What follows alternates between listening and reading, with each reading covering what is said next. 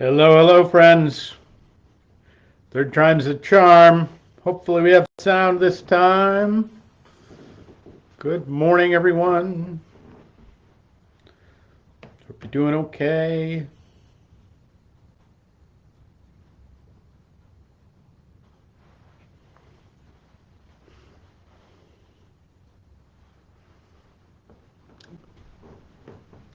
Sorry, we had to. There it is. Hey, Kristen. All right.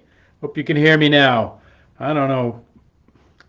I had to go to the backup microphone. All kinds of technical glitches here this morning. Hi again. Hello. Hello, everyone. All right. Good morning. Good morning. Hey, Donna. Good morning to you.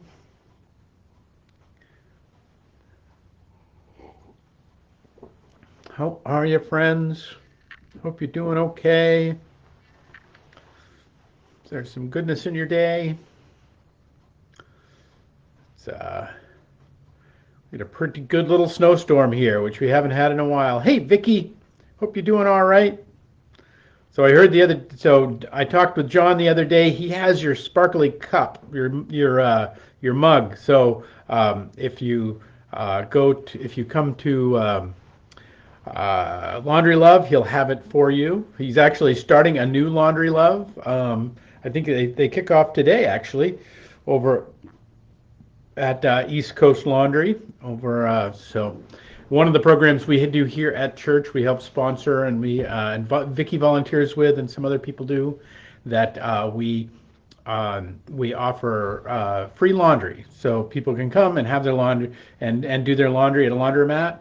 Often, it's one of the bigger expenses for people who do not have access to laundry, and so that maybe living in an apartment or living in a shelter, and so it's a way of offering both hope and dignity to folks in the community. And Vicky's been a stalwart supporter of that. So anyway, and she left her cup there, John. So here you go. Hey, John, good morning. Happy Valentine's to you too, Donna. Hope it's a sweet one. All right, friends, let's get going this morning.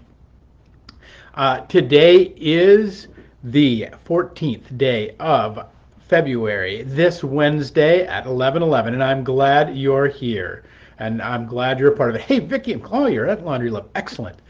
That I hope this day finds you well, because it's a bit of an extraordinary day. It is Ash Valentine's Day. That For the first time in any of our memories since 1945. So if you can remember 1945, God love you. But that we are that Valentine's Day actually lands on Ash Wednesday, and so that these two kind of competing feasts of the church kind of get to collide, and which I think is actually kind of fun, because part of me. And so I want to talk about the origin of both of these, of where they come from, and maybe try to make some sense of what happens on this day that they land together. Because I actually think there's an interesting story here. Not that one has something to do with the other, but there's this way of finding our way to a deeper connection with the one who made us. So happy Ash Valentine's Day. So if you know the tradition that today, in particular within liturgical churches, the Episcopal Church, the Lutheran Church, particularly the Roman Catholic Church, is what is called the imposition of ashes, where ashes will be placed on the forehead in the shape of a cross, and with the injunction, from dust you were created, to dust you shall return. This meditation on our own mortality. That there was a time before we came into this world, there will be a time that we leave this world, and that these days that we have with one another, and these days that God gives us, are to be are to be numbered, and to know that they are precious because they are finite. And so, and this is really our modern understanding of Ash Wednesday. But the thing is that's not kind of how Ash Wednesday started. And for a long time, I'm talking hundreds and hundreds of years, Ash Wednesday had actually a different meaning. That now Lent, as a preparation for Easter, is actually one of the oldest of traditions. That this notion of perhaps giving something up, or this notion of preparing oneself for the Easter feast, that fasting, the different things that would happen. That actually goes as almost as far back as Easter. As long as the church was celebrating Easter within a few years of Jesus' resurrection, and then shortly after that, this notion of gosh, we got to get ready for this. That there's something to be prepared for in this, and there's some work to do in order to get ready for it, began to grow. Now, however, there were folks that whom had real problems with that, and in the sense that they had problems with that because they were perhaps carrying a great weight. They were perhaps had done a cruelty to somebody in their life or in the church. That they were kind of the sinners. They were people who were truly penitent in this, and that they needed to be restored back to relationship with the church. That they had broken covenant. They had done something bad, and something particularly bad. And there was a way in which they needed to be restored in covenant, and so they needed to go through a process in order to do that. Now, while normal people in the church were just kind of, preparing for Lent and getting ready for Easter and doing that sort of thing, which had these, kind of, blossoming rituals that would be a part of it, for this community of people who were literally separate and had literally been ostracized by the church, this was an opportunity. Ash Wednesday arose as an opportunity to reconnect with the church, as a way of being penitent and fasting and coming back into relationship with the whole, of being truly willing to kind of turn themselves around and to live in a different way. And so the ashes would be imposed upon their head on Ash Wednesday, but they would kind of be enjoined to stay there, and that they were actually separated from the church. That these people who wanted to come back into relationship with the church, they were actually ostracized. They were sent away to be for the 40 days of Lent, and that they would come back, and that there would be this big feast. There would be this big celebration on Monday, Thursday, on the beginning of the 3 days getting ready for Easter. There'd be this huge welcome home of these people who had been broken in relationship, who had been broken and separate and distant, and who had been kind of sent out of town to keep this time, and who still might have the little dirt on their forehead from that time. That they would be restored back into relationship with their neighbors and with their friends and with the people in the church. Now in the 10th century, 1,000 years ago, that changed to look more like what the church does today, which is this meditation on death.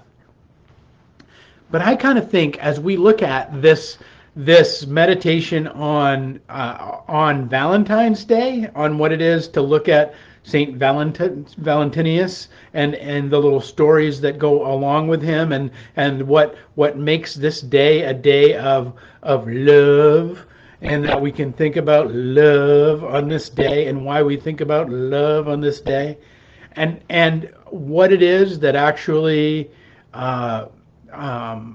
brings us into this relationship, because it is all about, in many ways, this restoration of relationship, this restoration of feeling like we're we can't get there. We can't find the sunlight through the darkness of our life. We can't find the worthiness in ourselves or the worthiness in our world to look at the world and say, "Oh my God, what? How could goodness be at work in this?"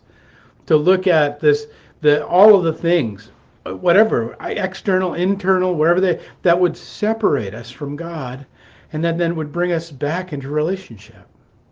There's a there's for those who are in covenant, we have this hallmark holiday of Valentine's Day that we're obligated to be nice to each other at least once a day, once a year. For those who are not in relationship, this is often kind of a kick in the pants. That this is often a one of these times where we'd just rather not. Thank you very much. To be reminded of losses, to be reminded of perceived failures, to be reminded of even our own, perhaps, or even our own loneliness. And that wherever we find ourselves in this, though, the story of Valentine's is the story of this continuing and this blossoming of relationship, even in the face of what looks impossible and what it seemingly impossible. Because if you don't know, because Valentinius was he was a elder of the church, and he was about to and he was arrested and he was imprisoned, and the jailer let him speak. Well, he was a preacher, and he did go on a bit, but he made this charge of Christ leading the pagan world out of the shadow of darkness and into the light of truth and into salvation. And the jailer made a bargain with him. He says, if you can cure my daughter's blindness, then he would convert to become a Christian. And Valentinius kind of puts his hand to the bars, or however it worked, and placed it on the girl's eyes and said, "Lord Jesus Christ, enlighten your handmaid, because you are God, the true light." And just like that, the child could see. And it was this miracle that, according to legend, that began, that the jailer's family and his whole family was baptized. However, the emperor, when he found out that this was going on and that this miracle was beginning to connect people to Christ and connect people to one another, even across jail cells, even across legal divides, he had the whole lot of them executed. But the only one that he didn't have executed but the only one that he had beheaded was Valentinius. And the story goes is that before all that happens, Valentine pens a note to the girl that he had whose blindness he had cured, and he signs it, "Your Valentine." And that is the fabled beginning of the tradition of leaving Valentines for one another, and leaving notes of love and affection on this day that Hallmark would get a hold of, and that would be off to the races with. And then, even though that all, from our perspective and from the worldly perspective, it all went crashing down. The Gothicus, the emperor, Gothicus. Can you get a better name for an emperor that's going to kill everybody than that? Like, that is right out of central casting.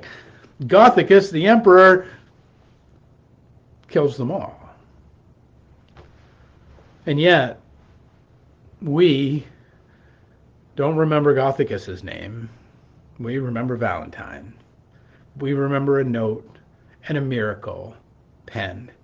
Now, we can talk about how that expression is happening these days, and we can, whether it's kind of true to the legend, true to the spirit, true to the notion of love and all of that.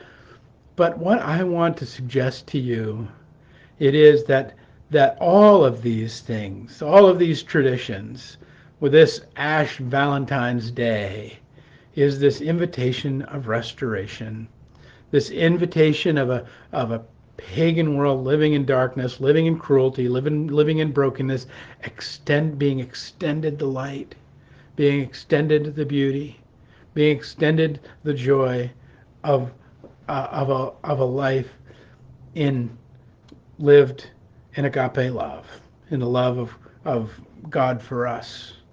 That in the that the ancient tradition of Ash Wednesday not simply being the notion of our own mortality, but the Ash Wednesday that lifts us up out of our separateness, out of our brokenness, out of our separatedness from each other and even from ourselves, but even especially from God, and gives us this path in which to find our way back into restoration, back into love, back into joy.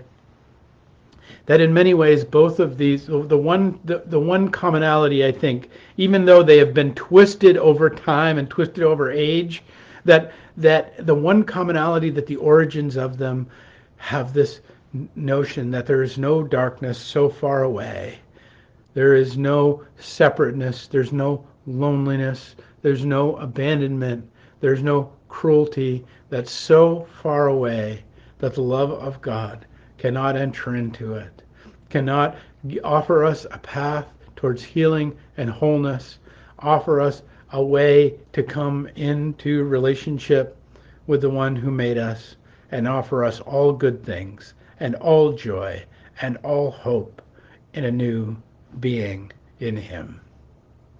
This, I think, is the hope of, well, Ash Valentine's Day.